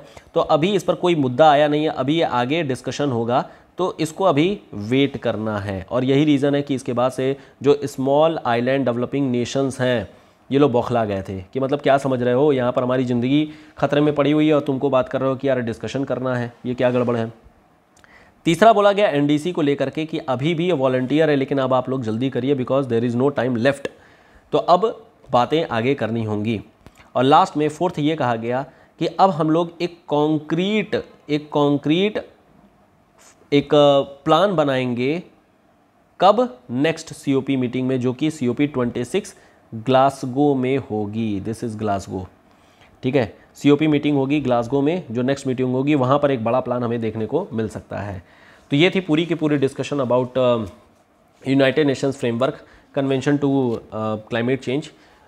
अभी हमारे पास डिस्कशन बती हुई है UNCBD के बारे में, हम लोग देखेंगे नेक्स्ट क्लास में, और बाकी और भी छोटी मोटी जो भी डिस्कशंस है उसको देखेंगे, कुछ और भी एग्रीमेंट्स हैं, कन्वेंशंस हैं, उनको देखेंगे। तो दिस वाज इम्पॉर्टेंट, ये UNFCCC की पूरी कहानी आपको जाननी बहुत ज़रूरी थी और ये चीज़ हम लोगों ने डिस्कस कर लिया। चलिए फिलहाल यहीं पे स्टॉप करते हैं और बाकी अभी नेक्स्ट क्लास में हम लोग डिस्कस कर लेंगे जो भी क्वेश्चंस वगैरह हैं एनवायरनमेंट से रिलेटेड, जो बचे हुए क्वेश्चंस हैं उनको, ठीक है, और बाकी इसी तरीके से जो भी कन्वेंशंस और बची हुई चीज़ें हैं उसको भी डिस्कस कर लेंगे, ठीक है। फिलहाल यहीं पे स्टॉप करते हैं, मिलते हैं नेक्स्ट वीडियो में। Till then good bye, thank you so much, good night, ta-ta, bye bye.